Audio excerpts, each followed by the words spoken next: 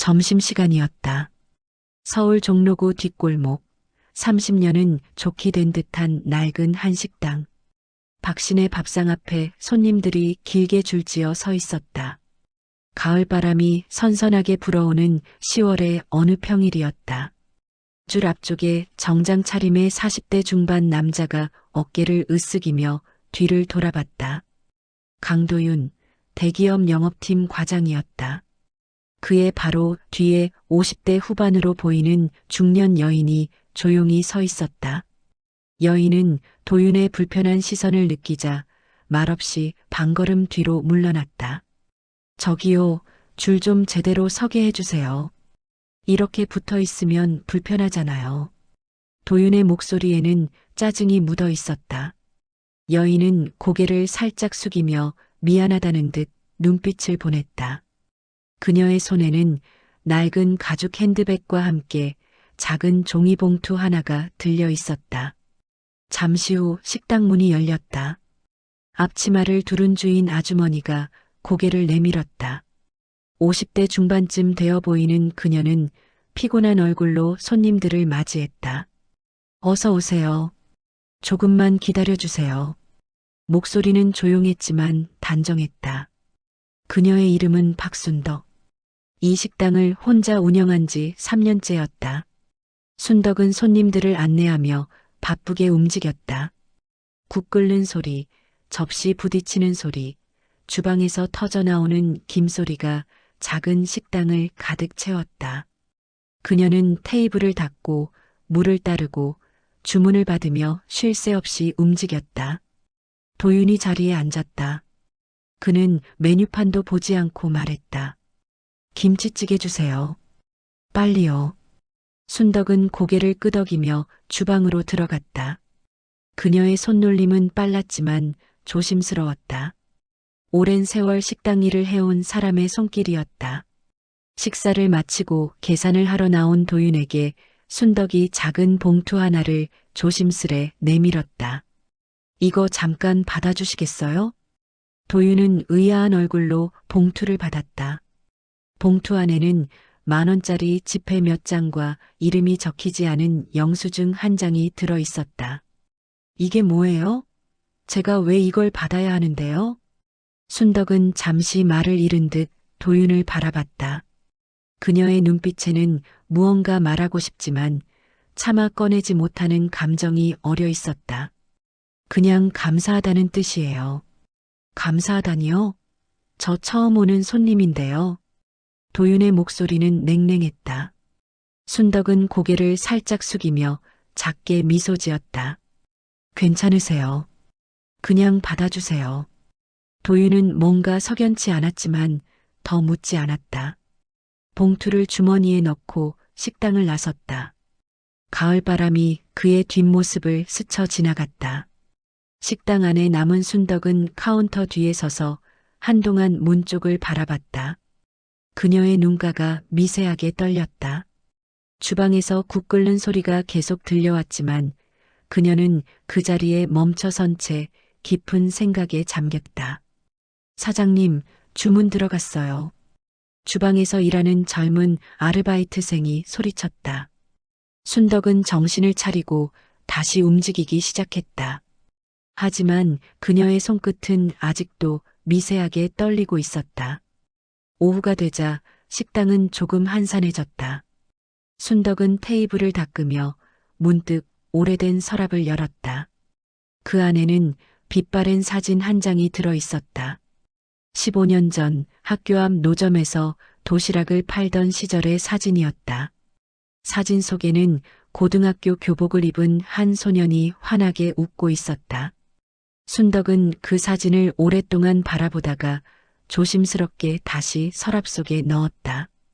저녁 무렵 마지막 손님이 나가고 문을 닫을 시간이 되었다. 순덕은 혼자 주방을 정리하며 설거지를 했다. 찬물에 손이 시렸지만 그녀는 묵묵히 일을 마쳤다. 가게 문을 잠그고 나오는 그녀의 뒷모습 위로 저녁 노을이 부드럽게 내려앉았다. 골목길 가로등이 하나둘 켜지기 시작했다. 순덕은 낡은 가방을 어깨에 메고 천천히 걸음을 옮겼다. 그녀의 발걸음은 무겁지 않았다. 오히려 어딘가 홀가분해 보이기까지 했다. 오늘 건넨 그 작은 봉투가 어쩌면 오랜 빚을 조금이나마 갚은 것 같은 기분이 들었기 때문이었다. 밤하늘에는 별이 총총히 떠 있었다. 순덕은 잠시 걸음을 멈추고 하늘을 올려다봤다. 그리고 아주 작게 혼잣말처럼 중얼거렸다. 도윤아 건강하게 잘 살고 있구나. 바람이 그녀의 머리카락을 살랑이며 지나갔다. 이틀 뒤 목요일 오후 도윤은 회사 근처 카페 테라스에 앉아 있었다. 맞은편에는 같은 팀 후배 진호가 자리하고 있었다. 31살의 진호는 팀에서 가장 활발한 성격으로 통했다. 과장님, 요즘 저 골목 식당 장사 잘 된다면서요? 낮에는 백반 팔고 저녁에는 배달까지 한다던데. 진호가 아메리카노를 홀짝이며 말했다. 도윤은 커피잔을 내려놓으며 고개를 끄덕였다. 그래, 손님이 꽤 많더라. 맛도 괜찮고. 근데 말이에요. 그 사장 아줌마 좀 이상하지 않아요? 뭔가 말투가 불편하달까. 진호의 말에 도윤은 대답 대신 창밖을 바라봤다. 골목 저편에 박신의 밥상이 보였다. 순덕이 쓰레기 봉투를 들고 가게 밖으로 나오는 모습이 눈에 들어왔다. 그녀는 낡은 운동화를 신고 있었고 앞치마에는 김치국물 자국이 선명했다. 손목에 낀 비닐장갑은 여러 번 재사용한 듯 늘어나 있었다. 순덕은 쓰레기를 버리고 돌아서다가 문득 카페 쪽을 바라봤다. 도윤과 눈이 마주쳤다. 순덕은 잠시 멈칫하더니 고개를 살짝 숙이고는 재빨리 시선을 돌렸다. 그 짧은 순간 도윤은 이상한 감정을 느꼈다. 불편함도 아니고 미안함도 아닌 뭔가 설명할 수 없는 감정이었다. 과장님, 듣고 계세요? 진호가 손을 흔들며 물었다. 도윤은 정신을 차리고 고개를 돌렸다. 응, 미안. 무슨 말이었지? 아, 그 식당이요. 예전에는 완전 망한 자리였잖아요. 4개월 전에 새 사장이 들어오고 나서 완전 대박 났다니까요. 그래. 네, 제 거래처 사람들도 거기 자주 간다던데. 가격도 싸고 양도 많고. 근데 사장이 말수가 없어서 좀 차갑다는 평이 있어요. 도윤은 아무 말 없이 커피를 마셨다. 진호는 계속 떠들었지만 도윤의 귓가에는 잘 들어오지 않았다. 그의 머릿속에는 이틀 전 받았던 봉투가 계속 떠올랐다. 왜 나한테 돈을 준 거지? 감사하다는 게 무슨 뜻이었을까? 그날 저녁 도윤은 집으로 돌아가는 길에 다시 한번 박신의 밥상 앞을 지나게 되었다. 가게는 여전히 손님들로 붐볐다. 유리창 너머로 순덕이 분주히 움직이는 모습이 보였다. 그녀는 테이블을 닫고 주문을 받고 주방을 오가며 쉴 틈 없이 일했다. 머리카락 몇 가닥이 땀에 젖어 이마에 붙어 있었지만 그녀는 손님들에게 늘 조용히 미소 지었다. 도윤은 발걸음을 멈추고 한동안 그 모습을 바라봤다. 왜인지 모르게 그 모습이 낯설지 않았다. 어디선가 본 듯한 느낌이었다. 집에 돌아온 도윤은 정장을 벗고 소파에 앉았다. 그는 주머니에서 그날 받았던 봉투를 꺼냈다. 봉투는 그대로였다. 돈도 영수증도 그대로 들어 있었다. 그는 영수증을 꺼내 펼쳐봤다. 거기에는 아무것도 적혀 있지 않았다. 날짜도 품목도 금액도 없었다. 단지 하얀 종이 한 장뿐이었다. 이상하네. 도윤은 봉투를 다시 들여다봤다. 그때 작은 메모지 한 장이 바닥에 떨어졌다. 그는 그것을 주워 펼쳤다. 메모지에는 작은 글씨로 이렇게 적혀 있었다. 도윤아, 잘 지내니? 도윤의 손이 멈췄다. 심장이 빠르게 뛰기 시작했다. 도윤아? 왜 이름을? 그것도 반말로? 그는 황급히 메모지를 뒤집었다. 뒷면에는 아무것도 없었다. 다시 앞면을 봤다. 글씨체는 또박또박했지만 어딘가 떨린 흔적이 있었다. 이 사람이 날 아는 건가? 도윤은 기억을 더듬어 봤다. 하지만 박신의 밥상 사장을 본 건 이번이 처음이었다. 아니, 적어도 그렇게 생각했다. 그는 메모지를 책상 위에 놓고 한참을 바라봤다. 창밖으로 가로등 불빛이 흐릿하게 들어왔다. 밤은 깊어가고 있었다. 다음 날 점심시간, 도윤은 일부러 다른 식당으로 가려고 했다. 하지만 발걸음은 자꾸만 박신의 밥상 쪽으로 향했다. 결국 그는 다시 그 골목 앞에 서 있었다. 가게 앞에는 어김없이 손님들이 줄을 서 있었다. 도윤은 잠시 망설이다가 줄 끝에 섰다. 차례가 되어 안으로 들어갔다. 순덕은 주방에서 나오다가 도윤과 눈이 마주쳤다. 그녀의 얼굴에 잠깐 놀란 표정이 스쳤지만 금세 평온한 미소로 바뀌었다.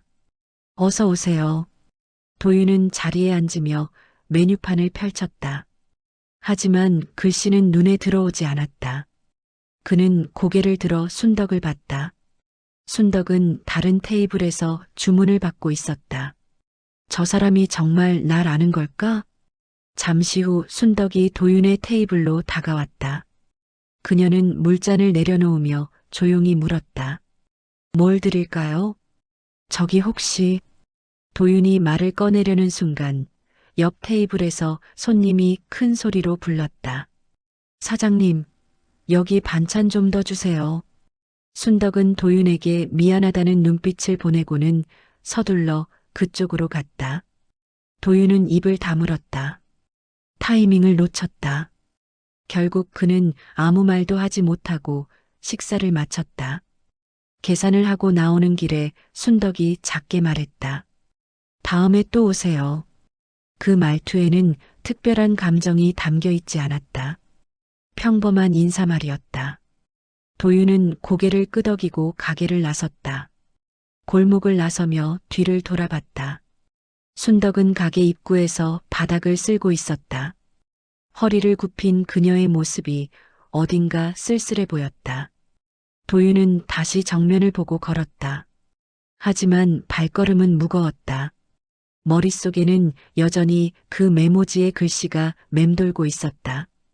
도윤아, 잘 지내니? 토요일 아침, 도윤은 평소보다 일찍 일어났다. 잠을 설쳤기 때문이었다. 어젯밤부터 계속 같은 생각이 머릿속을 떠나지 않았다. 도대체 저 사람이 누구지? 그는 서랍을 열어 그 메모지를 다시 꺼냈다. 또박또박한 글씨를 한참 들여다봤다. 뭔가 익숙한 것 같기도 하고 전혀 낯선 것 같기도 했다. 오전 11시쯤 도윤은 옷을 갈아입고 집을 나섰다. 목적지는 정해져 있었다. 박신의 밥상이었다. 토요일 점심시간 직전이라 골목은 한산했다. 가게 문은 열려 있었고 안에서는 청소하는 소리가 들렸다. 도윤은 잠시 망설이다가 문을 열고 들어갔다. 저기요. 순덕이 걸레질을 하다가 고개를 들었다. 그녀는 놀란 표정으로 도윤을 봤다. 아직 영업시간 전인데요. 알아요. 그냥 잠깐 여쭤볼 게 있어서요. 순덕은 걸레를 양동이에 넣고 천천히 일어섰다. 그녀의 무릎에서 뚝 소리가 났다. 오랜 세월 쪼그려 앉아 일한 사람의 무릎이었다. 무슨 일이세요? 저기 혹시 저를 아세요? 순덕의 얼굴이 순간 굳었다. 그녀는 대답 대신 카운터 쪽으로 걸어갔다. 도윤은 그녀를 따라갔다. 저번에 주신 봉투 말이에요. 안에 메모가 있었거든요. 순덕은 등을 돌린 채 대답했다. 메모요? 네. 제 이름이 적혀 있었어요. 도윤아, 잘 지내니 이렇게요. 긴 침묵이 흘렀다. 순덕은 천천히 몸을 돌렸다.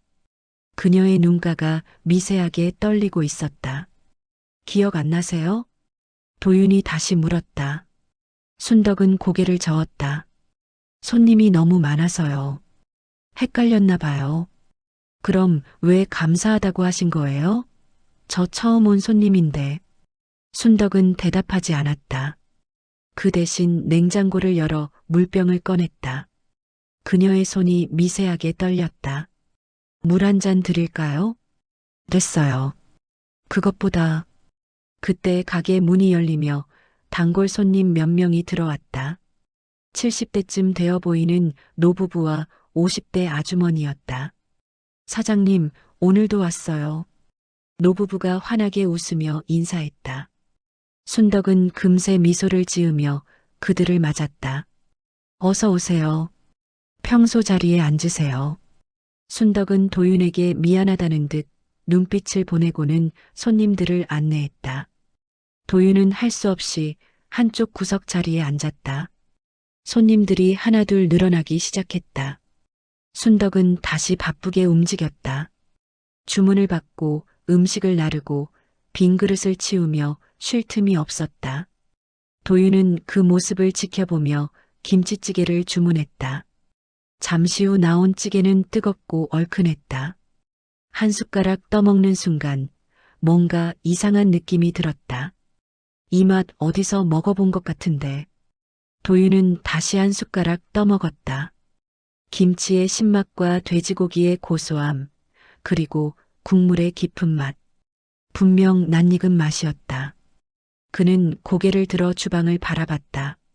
순덕이 국을 끓이며 간을 보고 있었다. 그녀의 옆모습이 문득 오래된 기억 속 누군가와 겹쳐 보였다. 설마. 도윤의 가슴이 두근거리기 시작했다. 15년 전 고등학교 시절 학교 앞 노점에서 도시락을 팔던 아줌마가 떠올랐다. 그때 그 아줌마도 이렇게 조용했다. 말수가 적고 늘 고개를 숙이고 있었다. 하지만 손님들에게는 따뜻했다. 특히 학생들에게는 더 그랬다. 아니야, 설마 그럴 리가. 도윤은 고개를 저었다. 15년이라는 세월은 사람을 완전히 바꿔놓기에 충분한 시간이었다. 게다가 그때 그 아줌마의 얼굴도 이제는 희미했다. 식사를 마치고 계산을 하려고 카운터로 갔다. 순덕이 계산기를 두드리며 금액을 말했다. 8,000원입니다. 도윤은 10,000원짜리 지폐를 내밀며 조심스럽게 물었다.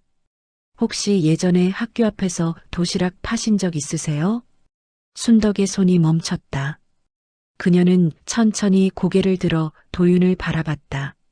그 눈빛에는 놀람과 두려움, 그리고 뭔가 말할 수 없는 감정이 뒤섞여 있었다. 왜 그걸? 혹시 명수고등학교 앞이었나요? 순덕은 대답 대신 거스름돈을 내밀었다. 그녀의 손이 떨리고 있었다. 손님, 거스름돈이요. 대답 좀 해주세요. 제가 아는 분이 맞나요? 순덕은 고개를 저었다. 하지만 그녀의 눈가에는 눈물이 맺히기 시작했다. 아니에요. 잘못 보신 거예요. 그럼 왜 우세요? 안 울어요. 그냥 양파 썰어서 그래요. 거짓말이었다. 주방에는 양파 썬 흔적이 없었다. 도윤도 그걸 알았지만 더 이상 묻지 않았다. 죄송합니다. 제가 실례했네요. 도윤은 거스름돈을 받고 가게를 나왔다. 하지만 발걸음이 떨어지지 않았다. 그는 가게에서 조금 떨어진 골목 모퉁이에 서서 담배에 불을 붙였다. 담배 연기가 하늘로 올라갔다. 도윤은 그 연기를 바라보며 깊은 생각에 잠겼다. 15년 전 고등학교 2학년 때였다. 그때 도윤의 집은 어려웠다. 아버지가 사업에 실패하고 어머니는 아파서 누워 계셨다. 도윤은 아르바이트를 하며 학교를 다녔다. 점심시간이면 학교 식당에 갈 돈이 없었다. 그때 학교 앞 노점에서 싸게 파는 도시락이 있었다. 3,000원짜리 도시락이었다. 도윤은 매일 그 도시락을 사 먹었다. 반찬은 김치와 계란말이 그리고 멸치볶음 정도였지만 양은 넉넉했다. 무엇보다 맛이 좋았다. 도시락을 파는 아줌마는 늘 조용했다. 말수가 적고 손님들과 눈도 잘 마주치지 않았다. 하지만 학생들에게는 유난히 친절했다. 어느 날 도윤이 돈이 2,500원밖에 없어서 망설이고 있을 때였다. 그 아줌마가 도시락을 건네며 말했다. 괜찮아. 500원은 다음에 줘. 도윤은 고맙다고 인사했다. 하지만 다음날 500원을 갚으려 가자 아줌마는 받지 않았다. 아니야, 그냥 먹어. 학생이 밥은 먹어야지. 그 후로도 몇 번 그런 일이 있었다. 돈이 모자랄 때면 아줌마는 그냥 도시락을 줬다. 도윤은 미안했지만 어쩔 수 없었다. 배가 고팠고 다른 방법이 없었다. 그렇게 1년쯤 지났을까? 어느 날 갑자기 그 노점이 사라졌다. 도윤은 그 이유를 알지 못했다. 그냥 그러려니 했다. 그리고 15년이 흘렀다. 도윤은 담배를 끄고 다시 가게 쪽을 바라봤다. 유리창 너머로 순덕이 테이블을 닦고 있었다. 그녀의 뒷모습이 외로워 보였다. 정말 그 아줌마일까? 도윤은 확신할 수 없었다.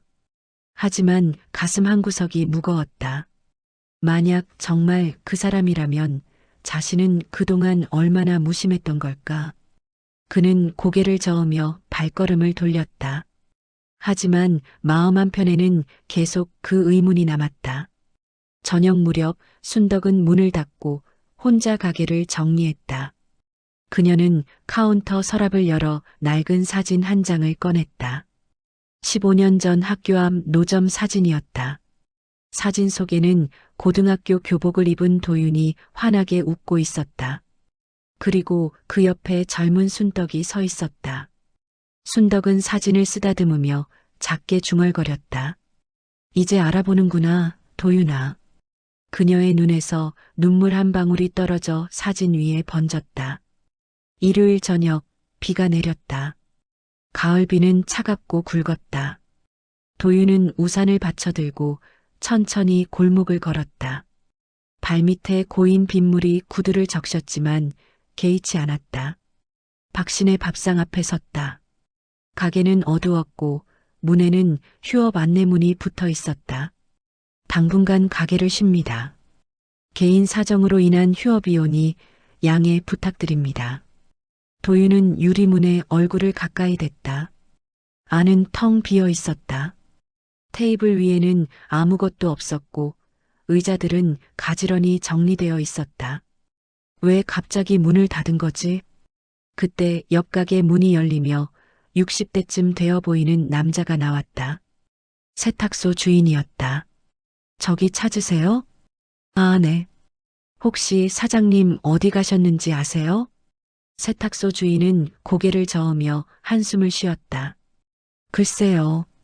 사흘 전부터 안 보이시더라고요. 평소에도 말씀이 없으신 분이라 어디 가셨는지. 혹시 연락처라도 아시나요? 아니요. 저도 잘 모르겠어요. 그냥 인사만 하는 사이였거든요. 세탁소 주인은 우산을 펼치며 말을 이었다. 근데 참 신기한 분이에요.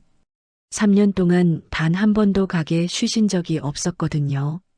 명절에도 일요일에도 늘 문을 여셨는데 도윤은 고개를 끄덕였다. 세탁소 주인이 떠나고 도윤은 다시 가게 앞에 섰다. 빗소리가 우산을 두드렸다. 그는 주머니에서 휴대전화를 꺼내 번호를 눌렀다. 후배 진호의 전화였다. 진호야, 나 도윤이야. 혹시 박신의 밥상 사장님 연락처 아는 사람 없을까? 과장님? 갑자기 왜요? 무슨 일 있으세요? 아니, 그냥 좀 급한 일이 생겨서 제가 한번 알아볼게요. 거래처 중에 단골 있으니까. 전화를 끊고 도윤은 한참을 그 자리에 서 있었다. 비는 점점 더 세차게 내렸다. 하늘은 어두웠고 거리는 쓸쓸했다. 이틀 후, 화요일 오후, 진호에게서 전화가 왔다. 과장님 알아냈어요. 박신의 밥상 사장님 연락처요. 정말? 어떻게 알아냈어? 단골 손님한테 물어봤더니 아시더라고요. 근데 과장님, 그 사장님 지금 병원에 계시대요. 도윤의 가슴이 철렁 내려앉았다. 병원? 어디? 서대문구 세브란스 병원이요. 근데 환자는 아니시고 보호자로 계신다는데. 도윤은 전화를 끊자마자 회사를 나섰다. 상사에게 급한 개인 일정이 있다고 말하고 조퇴를 했다.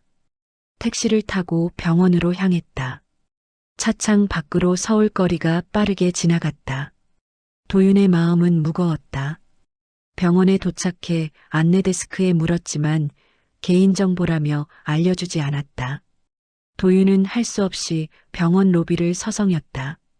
1시간쯤 지났을까? 멀리서 익숙한 뒷모습이 보였다. 순덕이었다. 그녀는 피곤한 얼굴로 복도를 걷고 있었다. 사장님, 도윤이 부르자 순덕이 깜짝 놀라 뒤를 돌아봤다. 그녀의 얼굴에는 놀람과 당혹감이 동시에 떠올랐다. 어떻게 여기를 찾아왔어요? 궁금해서요. 순덕은 잠시 말을 잃었다. 그녀의 눈가에는 깊은 피로가 서려 있었다.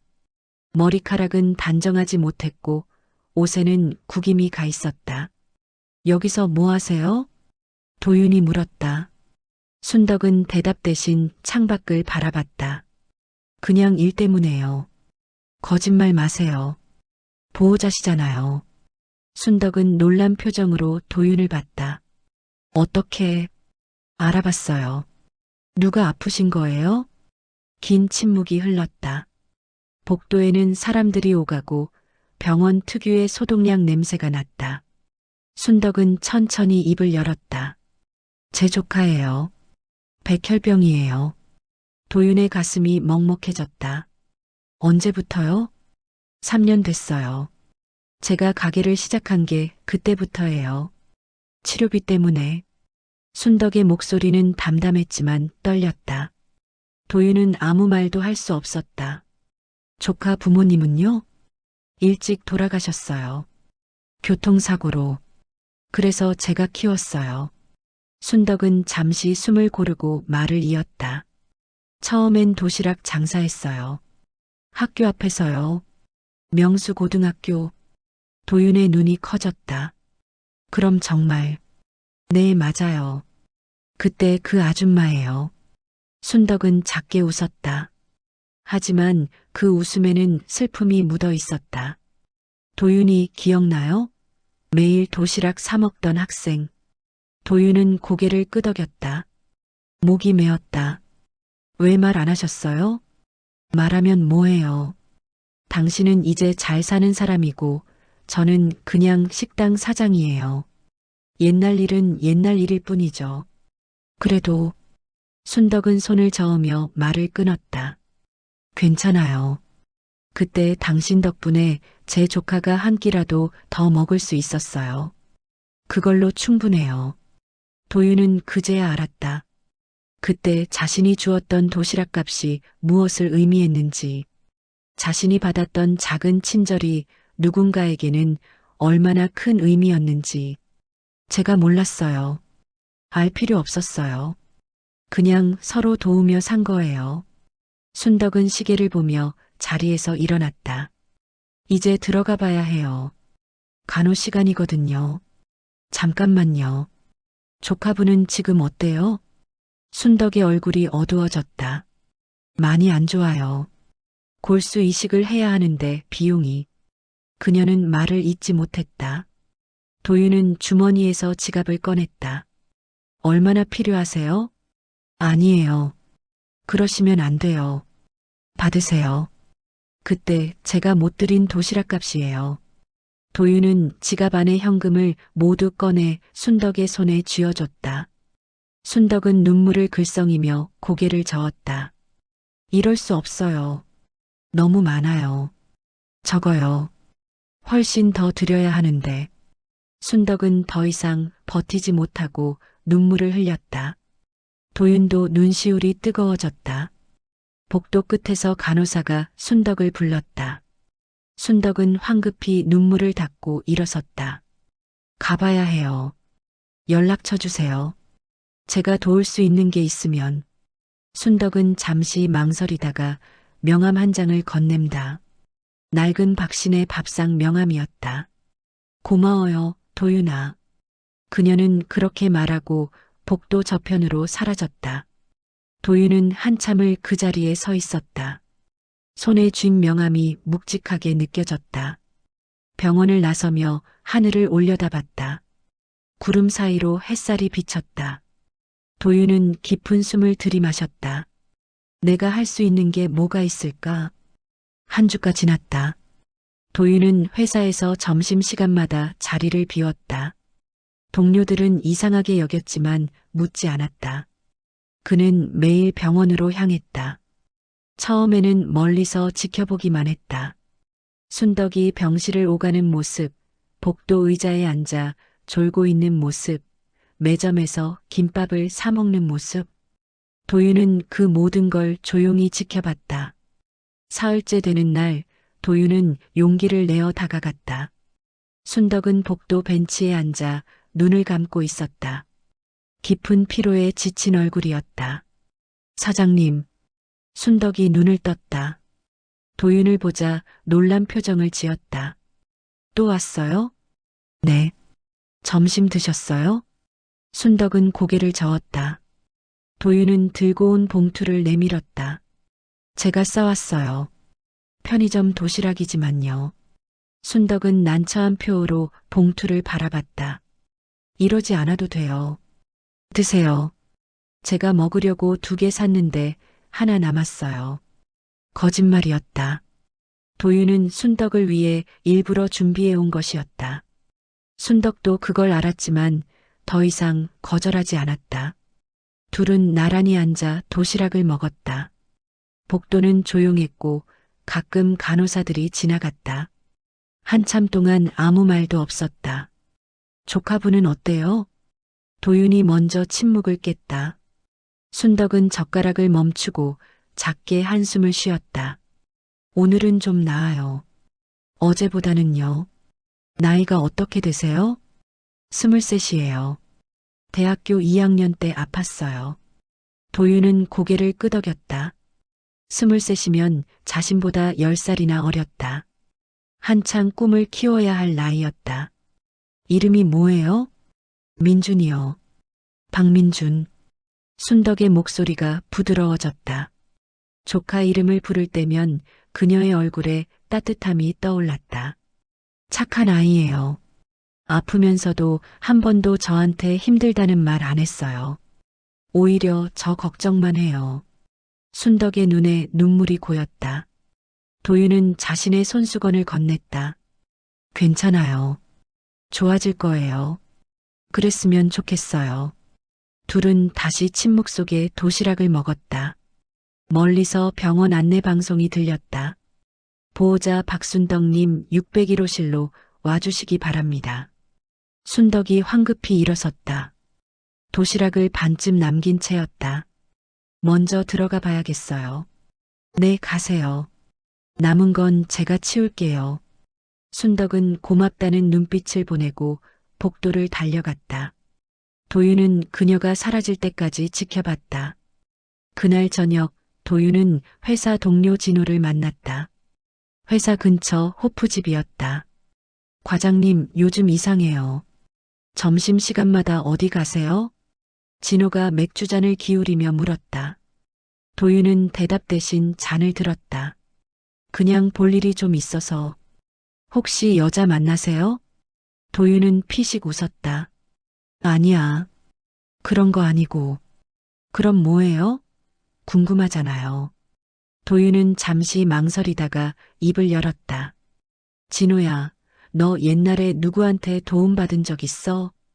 도움이요? 뭔 도움? 그냥 힘들 때 누가 손 내밀어 준 거. 그런 거. 진호는 고개를 갸우뚱했다. 글쎄요. 별로 없는 것 같은데요. 과장님은요? 나는 있어. 근데 그때는 몰랐어. 그게 얼마나 큰 도움이었는지. 진호는 과장의 얼굴을 유심히 봤다. 뭔가 평소와 다른 표정이었다. 혹시 그 사람 찾으셨어요?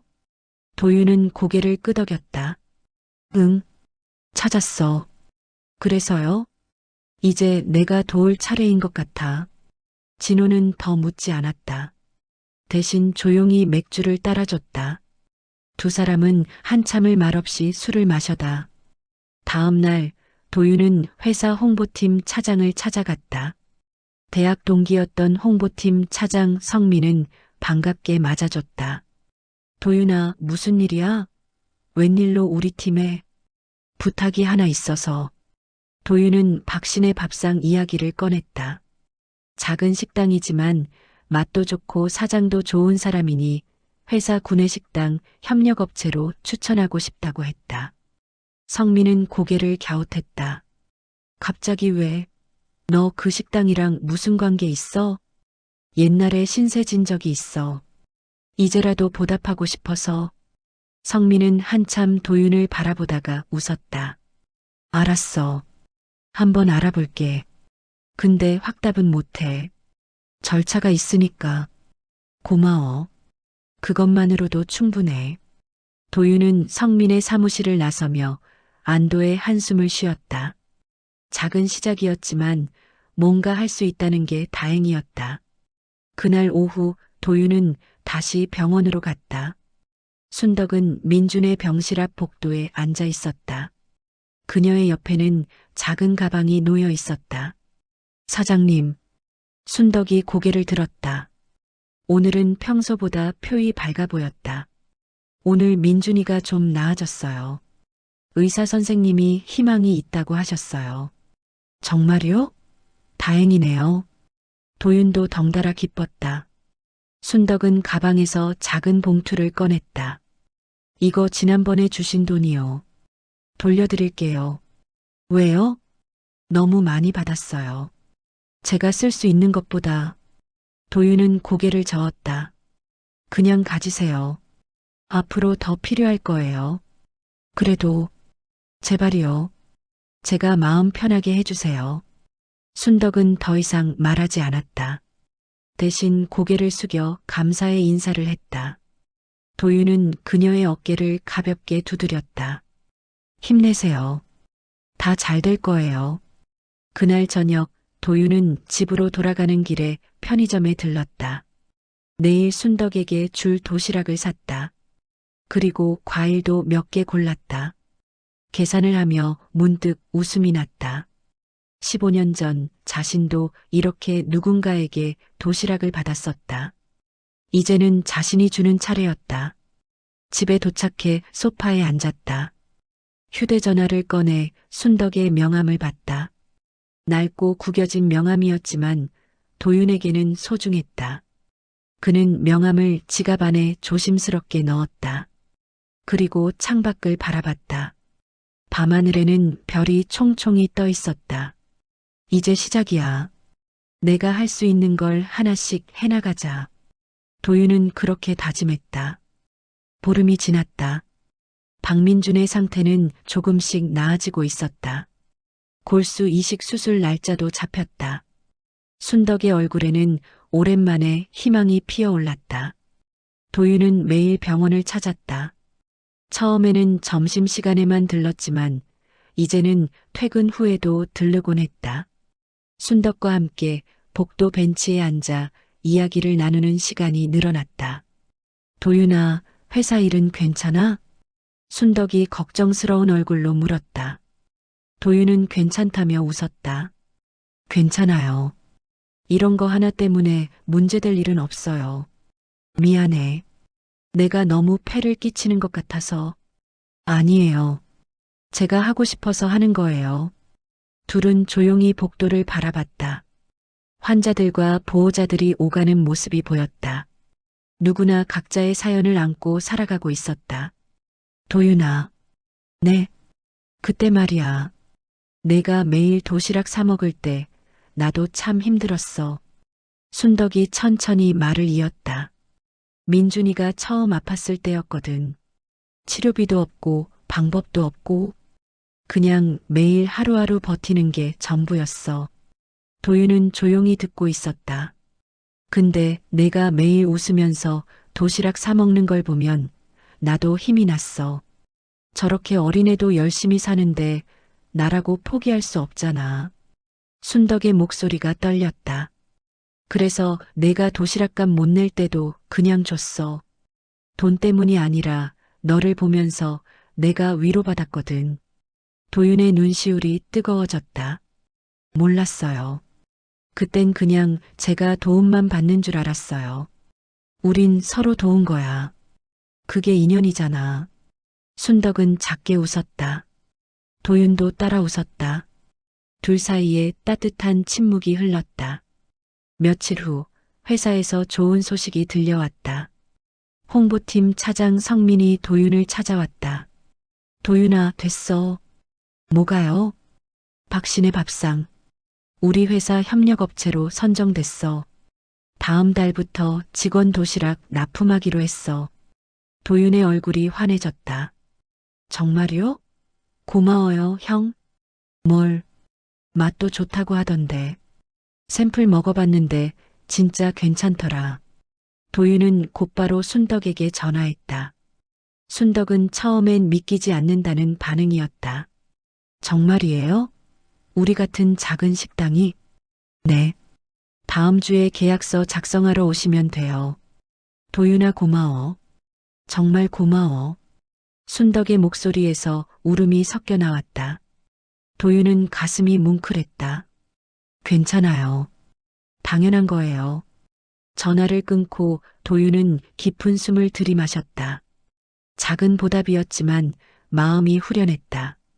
그날 저녁 도윤은 병원으로 갔다. 순덕에게 축하한다는 말을 직접 전하고 싶었다. 하지만 병원에 도착하자 분위기가 심상치 않았다. 복도에는 의사와 간호사들이 분주히 움직이고 있었다. 순덕은 민준의 병실 밖에서 불안한 얼굴로 서 있었다. 무슨 일이에요? 도윤이 다가가자 순덕이 고개를 돌렸다. 그녀의 얼굴은 창백했다. 민준이가 갑자기 안 좋아졌어. 어떻게요? 열이 40도까지 올라갔어. 감염 증상이래. 순덕의 손이 떨렸다. 도윤은 그녀의 손을 잡았다.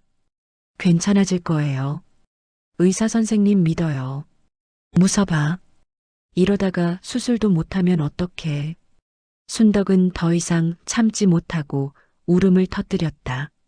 도윤은 그녀를 조용히 안아줬다. 복도를 오가는 사람들이 그들을 힐끗힐끗 봤지만 도윤은 개의치 않았다. 한참 후 의사가 병실에서 나왔다. 순덕은 황급히 눈물을 닦고 다가갔다.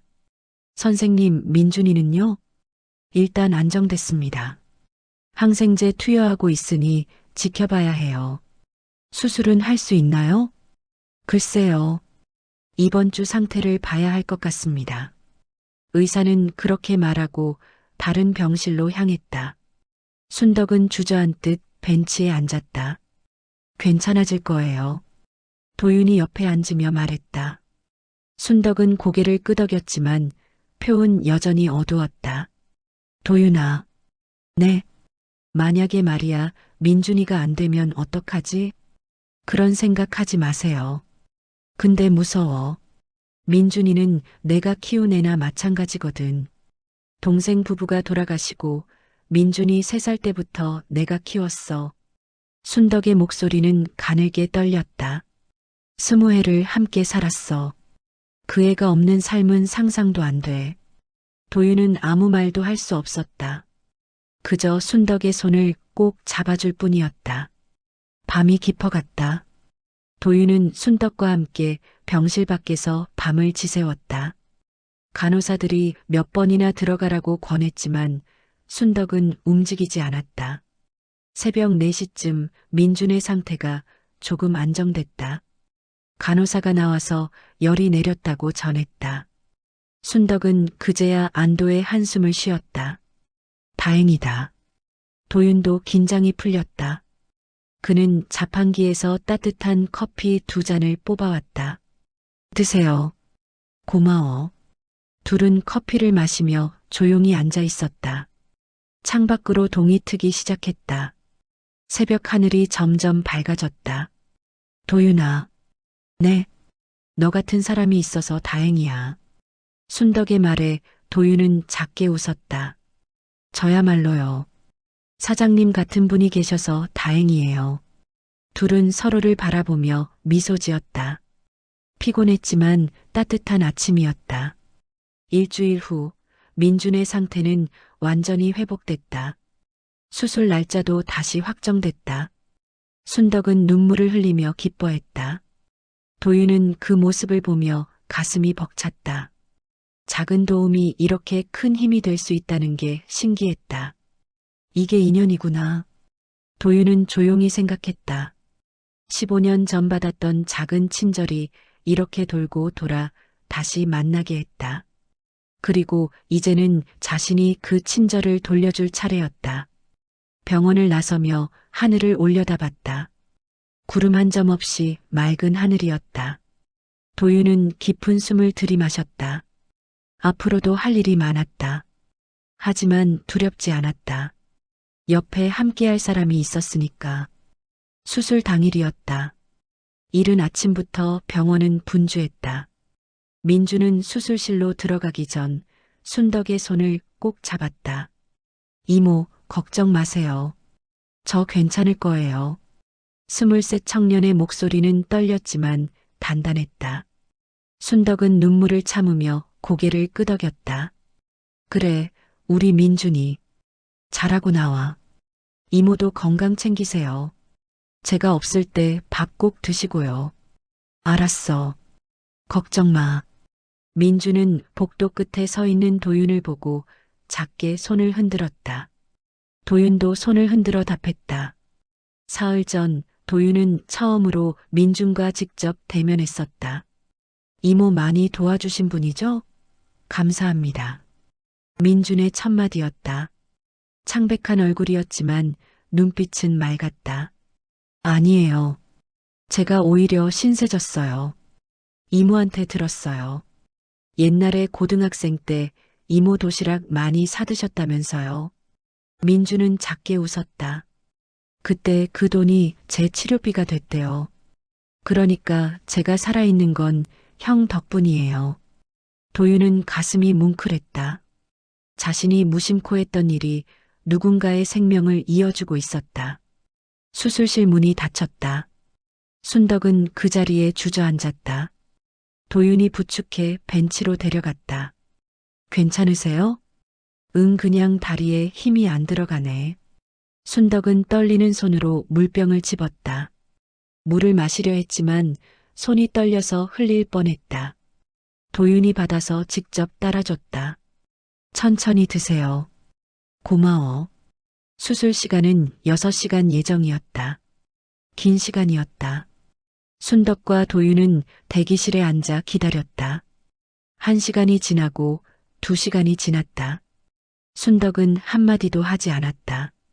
그저 수술실 문만 바라보고 있었다. 3시간쯤 지났을 때 도윤의 전화가 울렸다. 회사였다. 급한 보고 건의 있다며 당장 나와달라는 내용이었다. 사장님, 제가 잠깐 회사 다녀올게요. 그래, 어서 가봐. 회사 일이 중요하지. 1시간이면 돌아올게요. 도윤은 급히 병원을 나섰다. 택시를 타고 회사로 향했다. 마음이 불안했지만 어쩔 수 없었다. 회사에 도착해 보고를 마쳤다. 생각보다 시간이 오래 걸렸다. 2시간이 훌쩍 지나 있었다. 도윤은 서둘러 다시 병원으로 향했다. 병원에 도착했을 때는 오후 3시였다. 수술은 아직 진행 중이었다. 순덕은 여전히 같은 자리에 앉아 있었다. 사장님. 순덕이 고개를 들었다. 얼굴에는 피로가 가득했다. 일 잘 마쳤어? 네. 죄송해요. 너무 오래 걸렸어요. 괜찮아. 너도 내일이 있잖아.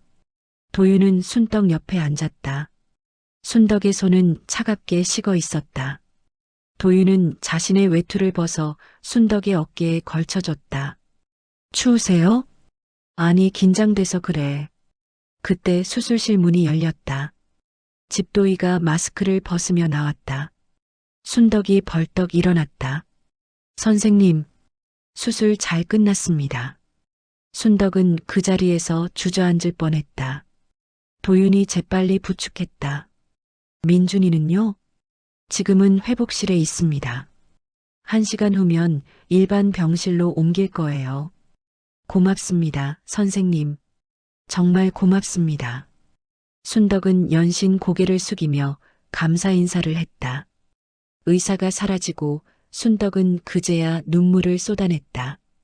다행이다, 정말 다행이야. 도윤도 눈시울이 뜨거워졌다. 그는 순덕의 어깨를 가볍게 두드려줬다. 1시간 후 민준이 병실로 옮겨졌다. 아직 마취에서 깨어나지 않은 상태였다. 순덕은 병상 옆에 앉아 민준의 손을 잡았다. 민준아, 이모 여기 있어. 걱정 마. 도윤은 문 밖에서 그 모습을 지켜봤다. 가족의 사랑이 얼마나 깊은지 새삼 느껴졌다. 저녁 무렵 민준이 깨어났다. 가장 먼저 순덕을 찾았다. 이모. 응, 여기 있어. 수술 잘 끝났어. 아팠어요? 민준의 첫 질문에 순덕은 울음을 터뜨렸다. 아니야, 안 아팠어. 넌 정말 씩씩해. 이모가 더 고생하셨어요. 모자처럼 다정한 대화가 이어졌다. 도윤은 조용히 병실을 나왔다. 가족만의 시간을 주고 싶었다. 복도 벤치에 앉아 창밖을 바라봤다. 해가 지고 있었다. 주황빛 노을이 하늘을 물들였다. 이제 시작이구나. 도윤은 생각했다. 민준의 회복은 이제부터였다. 순덕에게도 민준에게도 긴 시간이 필요했다. 1시간쯤 지나 순덕이 병실에서 나왔다. 얼굴에는 편안한 미소가 떠올라 있었다. 민준이 잠들었어. 다행이네요. 도윤아, 오늘 정말 고마웠어. 제가 뭘 했다고요? 옆에 있어줬잖아. 그것만으로도 큰 힘이 됐어. 순덕은 도윤의 손을 꼭 잡았다. 도윤도 그 손을 잡았다. 이제 시작이에요. 앞으로도 제가 도울게요. 너무 무리하지 마. 너도 내 삶이 있잖아. 괜찮아요. 이게 제 삶의 일부예요. 둘은 복도를 천천히 걸었다.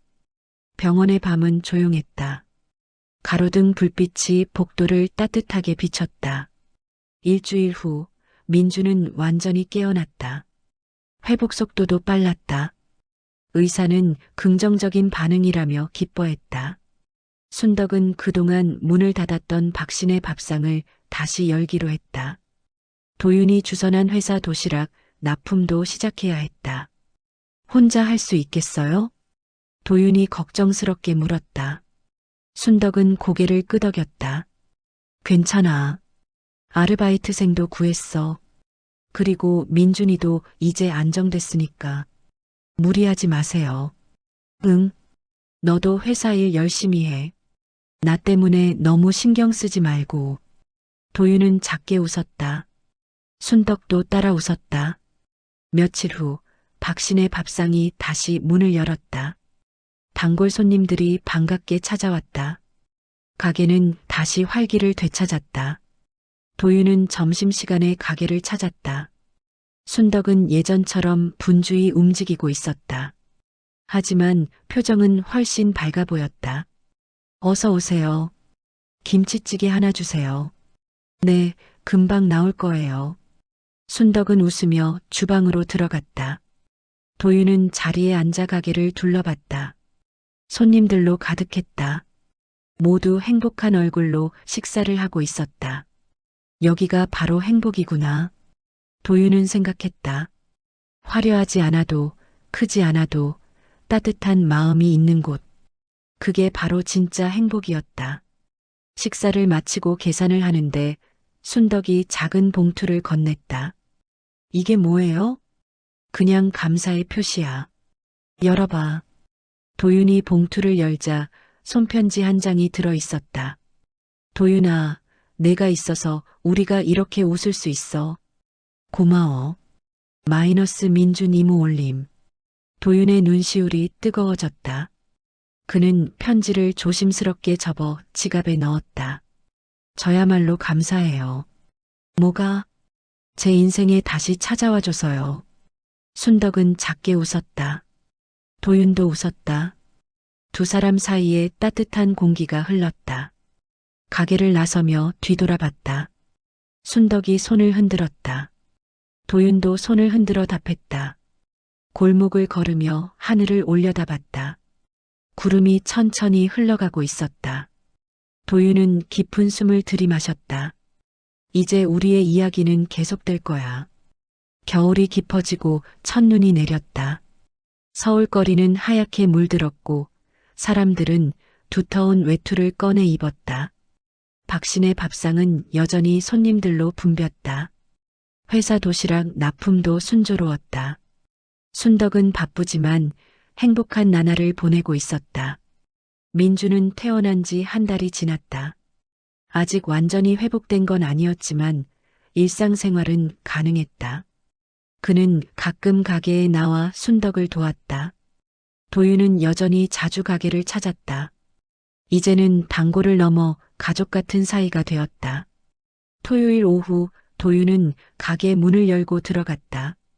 평소보다 손님이 적었다.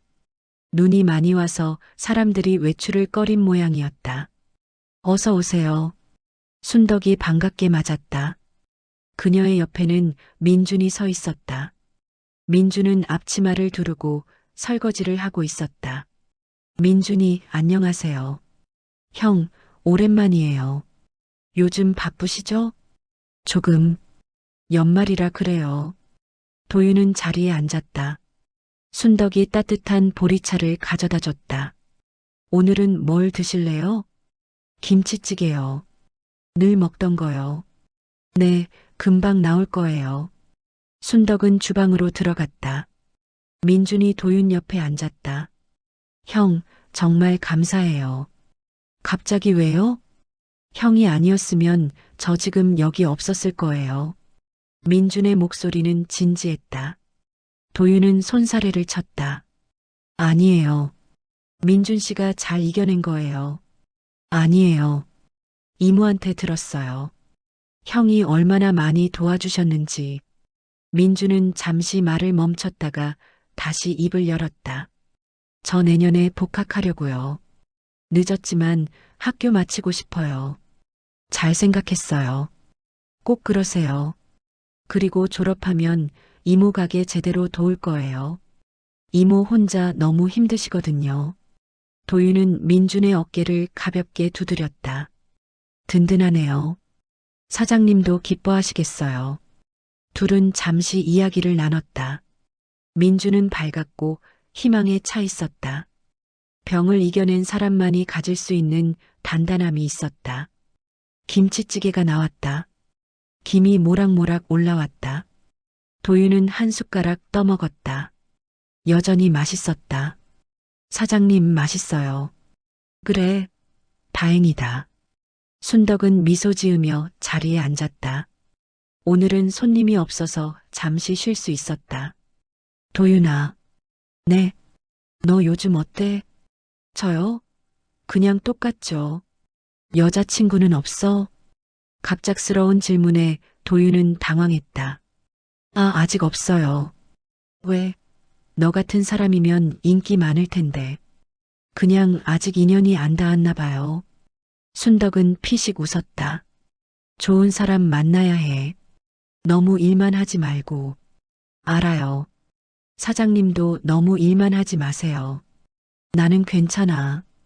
이게 내 삶이니까. 둘은 자연스럽게 웃었다. 민준도 옆에서 함께 웃었다. 가게 안은 따뜻했다. 식사를 마치고 계산을 하려는데 순덕이 손을 저었다. 오늘은 내가 살게. 왜요? 그냥 오늘 기분이 좋아서. 도윤은 더 이상 사양하지 않았다. 대신 고맙다고 인사했다. 가게를 나서려는데 순덕이 작은 봉투를 건넸다. 이거 가져가. 이게 뭐예요? 열어보면 알아. 도윤은 봉투를 받아들었다. 밖으로 나와 봉투를 열어봤다. 안에는 손편지 한 장이 들어 있었다. 도윤아, 너는 우리 가족이야. 언제든 힘들면 우리한테 와. 우리가 힘이 되어줄게. 사랑해. 마이너스 민준 이모, 민준 올림. 도윤의 가슴이 뭉클했다. 눈시울이 뜨거워졌다. 그는 하늘을 올려다봤다. 눈이 소복이 내리고 있었다. 가족이라 따뜻한 단어였다. 도윤은 편지를 가슴에 품었다. 그날 저녁 도윤은 집에 돌아와 책상 앞에 앉았다. 서랍에서 오래된 사진 한 장을 꺼냈다. 고등학교 졸업사진이었다. 사진 속 자신은 어렸고 순수했다. 그때는 힘들었지만 희망이 있었다. 누군가의 작은 친절이 삶을 지탱해줬다. 그 친절이 이렇게 돌아올 줄은 몰랐어. 도윤은 사진을 쓰다듬으며 미소 지었다. 다음 날 일요일, 도윤은 일찍 일어났다. 마음속에 계획이 하나 있었다. 근처 꽃집에 들러 카네이션 한 다발을 샀다. 그리고 박신의 밥상으로 향했다. 가게는 아직 문을 열기 전이었다. 하지만 안에서는 불이 켜져 있었다. 순덕이 청소를 하고 있었다. 도윤은 문을 두드렸다. 순덕이 고개를 들더니 놀란 얼굴로 문을 열었다. 도윤아, 이 시간에 왜? 드릴 게 있어서요. 도윤은 카네이션을 내밀었다. 순덕은 깜짝 놀라며 꽃을 받았다. 이게 뭐야? 감사의 표시예요. 늦었지만 제대로 인사드리고 싶었어요. 무슨 소리야? 내가 더 고마운데. 아니에요. 사장님이 제 인생을 바꿔주셨어요. 도윤은 진심을 담아 말했다. 15년 전 저 정말 힘들었어요. 밥도 제대로 못 먹고 미래도 안 보이고. 근데 사장님의 도시락이 저를 살렸어요. 순덕의 눈에 눈물이 고였다. 그리고 지금 다시 만나서 제가 도울 수 있어서 행복해요. 이게 바로 인연이잖아요. 순덕은 더 이상 참지 못하고 울음을 터뜨렸다. 도윤도 눈물을 흘렸다. 둘은 아무 말 없이 서로를 껴안았다. 한참 후 민준이 가게로 들어왔다. 둘의 모습을 보고 웃으며 다가왔다.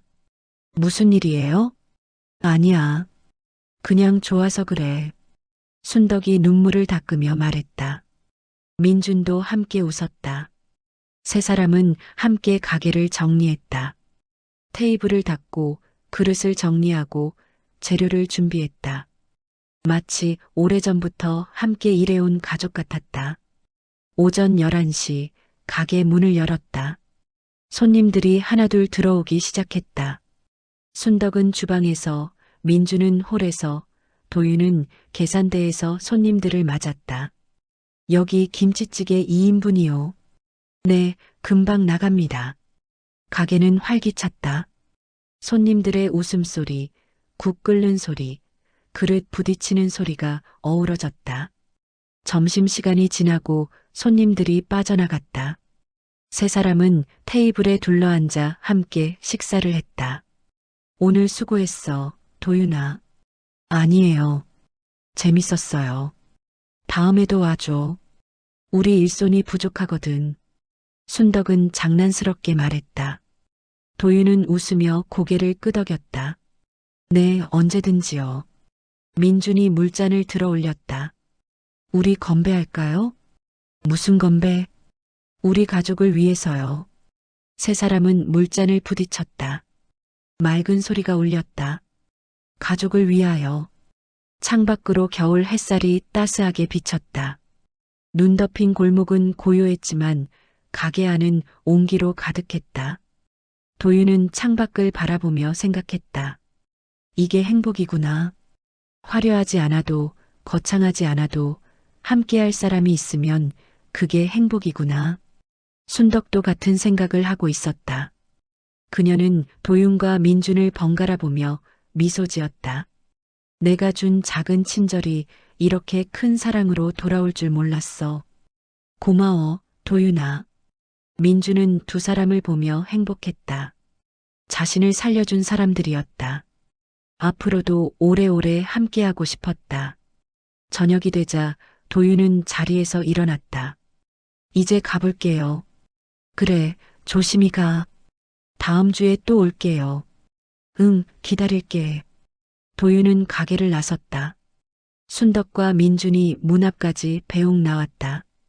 도윤아. 순덕이 불렀다. 도윤이 뒤를 돌아봤다. 사랑해. 순덕의 외침에 도윤은 활짝 웃었다. 저도 사랑해요. 그는 손을 흔들며 골목을 걸어갔다. 뒷모습이 점점 작아졌다. 하지만 그의 발걸음은 가벼웠다. 순덕과 민주는 그 모습을 한참 지켜봤다. 그리고 함께 가게 안으로 들어갔다. 이모, 행복하시죠? 응, 너무 행복해. 저도요. 둘은 서로를 껴안았다. 밤이 깊어갔다. 박신의 밥상에 불이 하나둘 꺼졌다. 하지만 가게 안에는 여전히 따뜻한 온기가 남아 있었다. 골목 위로 눈이 다시 내리기 시작했다. 하얀 눈송이들이 조용히 땅에 쌓였다. 멀리서 도윤이 다시 한번 뒤를 돌아봤다. 가게의 간판이 희미하게 빛나고 있었다. 박신의 밥상 마이너스 마음으로 드립니다.